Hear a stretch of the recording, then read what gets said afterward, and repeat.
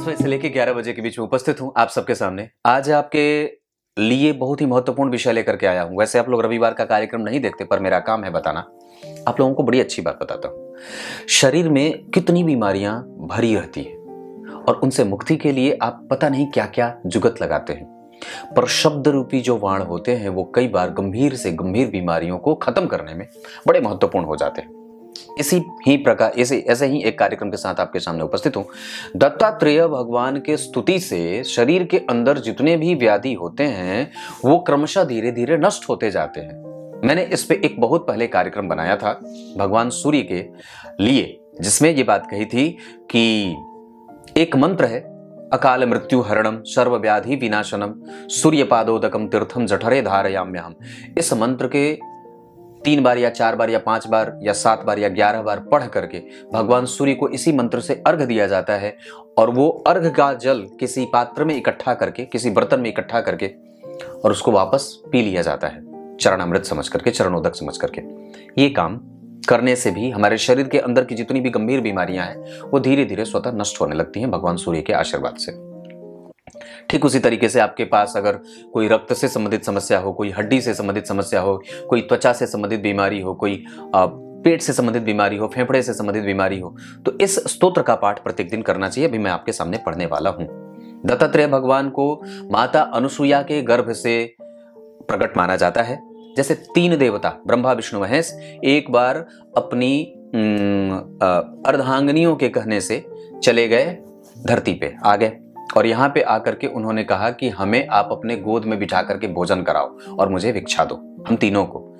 अब माता अनुसुईया पतिव्रता थी और वो तीनों बड़े बड़े पुरुष। फिर इन्हें लगा कि मैं किसी पर पुरुष का कैसे स्पर्श करूं। फिर इन्होंने संकल्प ले लिया और ऐसा कह दिया कि ये तीनों ही जो छरहरे बदन के पुरुष हैं मेरे सामने, जो भिक्षा का पात्र लेकर के खड़े हैं और मुझसे भिक्षा की अपेक्षा करते हैं, ये तीनों ही 6 महीने के बालक बन जाए। ऐसा ही हुआ। वो तीनों ब्रह्मा विष्णु और महेश भगवान तीनों ही 6 महीने के बालक हो गए और रोने लगे। फिर माता ने उठाया अपनी गोद में और उनका पुण्य का प्रभाव ऐसा था, वो पतिव्रता थी, साक्षात स्वरूपिणी थी। तो क्या हुआ कि वो तीनों को गोद में बिठाया, भोजन पान स्तनपान करा करके उनको वो हो गया। फिर उसके बाद बहुत दिन हो गया, फिर ये तीनों दिखे ही नहीं और महालक्ष्मी, महासरस्वती और महाकाली ये तीनों ढूंढने लगे इनको। फिर गई कहाँ? तो फिर नारद जी ने उन लोगों को बात बताई कि ऐसा ऐसा घटनाक्रम हुआ है धरती लोक पे, जाकर के पृथ्वी लोक पे। फिर बात होती है, फिर तीनों आती हैं और उन्हें माता अनुसुईया से उन लोगों ने क्षमा प्रार्थना करी है कि हमने आपकी परीक्षा लेनी चाहिए थी, इस वजह से ही इन तीनों को आपके पास भेजा था। अत्रि मुनि माता अनुसुईया के पति देव थे। अब जब ये तीनों ही देव माता अनुसुईया पे प्रसन्न हो गए तब उन्होंने कहा वर मांगिए। तो माता अनुसुईया ने कहा कि आप तीनों ही मुझे पुत्र के रूप में प्राप्त हों, और उसके ही फलस्वरूप ब्रह्मा जी के अंश से चंद्रमा का जन्म हुआ माता अनुसुईया के गर्भ से। विष्णु भगवान के अंश से दुर्वासा जी का दत्तात्रेय भगवान का जन्म हुआ और भगवान शिव के, भोलेनाथ के अंश से माता अनुसुईया के गर्भ से दुर्वासा ऋषि का प्रागट्य हुआ। यही दुर्वासा जी कितने क्रोध से युक्त भगवान शिव के साक्षात रुद्र के अवतार माने जाते हैं। चंद्रमा शीत के सागर माने जाते हैं, अमृत के सागर माने जाते हैं, और दत्तात्रेय भगवान ज्ञान के सागर माने जाते हैं। साक्षात ये नारायण स्वरूप, जिनके स्मरण से कई प्रकार की व्याधियां खत्म हो जाती हैं। ये पाठ मैं आप लोगों के सामने अभी पढ़ के सुना देता हूं। इसका स्मरण आप लोगों को प्रत्येक दिन अपने पूजा के बाद अवश्य कर लेना चाहिए।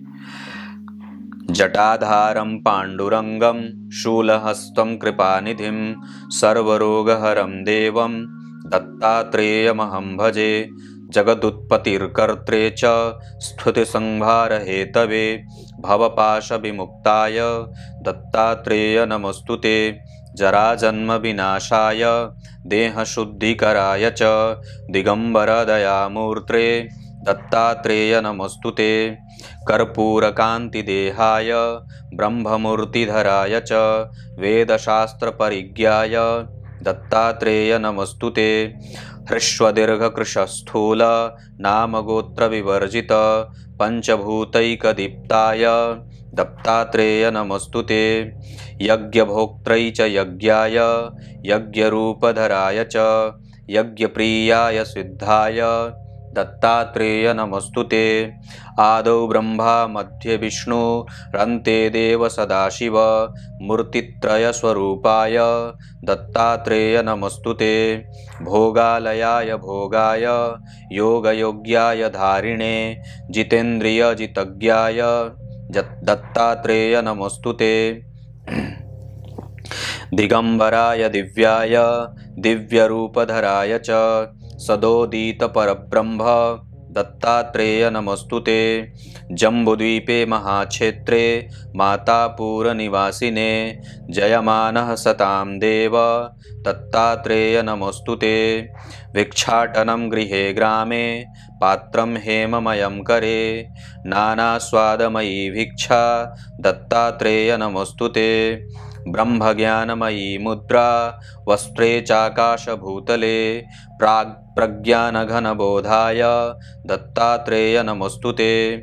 अवधूत सदानंद परब्रह्मस्वरूपिणे विदेहदेहरूपाय दत्तात्रेय नमस्तुते।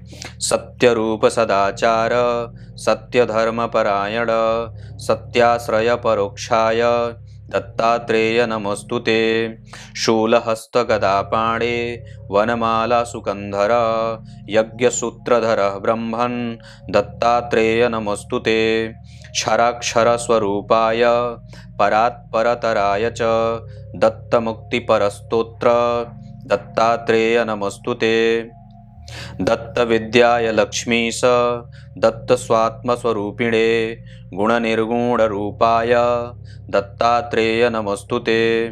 शत्रुनाशकरं स्तोत्रं ज्ञानविज्ञानदायकं सर्वपापशमं याति दत्तात्रेय नमस्तुते। इदं स्तोत्रं महद्दिव्यं दत्तप्रत्यक्षकारकं दत्तात्रेय प्रसादाच्च नारदेन प्रकीर्तितम्। बोलो दत्तात्रेय भगवान की जय। ये स्तोत्र मैंने आप लोगों के सामने पढ़ के सुनाया है। इसका प्रत्येक दिन पाठ करने से आपके शरीर के अंदर पेट से संबंधित, जैसे कुक्षी का रोग कई बार हो जाता है, चमड़े से संबंधित कितनी भयंकर बीमारियां हो जाती हैं, कुष्ठ रोग जिसे आप कह सकते हैं, रक्त से संबंधित चाहे कितनी भी भयंकर बीमारी हो, इसके पठन पाठन से निश्चित रूप से सभी प्रकार के कल्मश दूर हो जाते हैं। कुछ इसी तरीके से आज के कार्यक्रम का समापन करते हैं। तब तक के लिए इजाजत दीजिए। बहुत बहुत नमस्कार।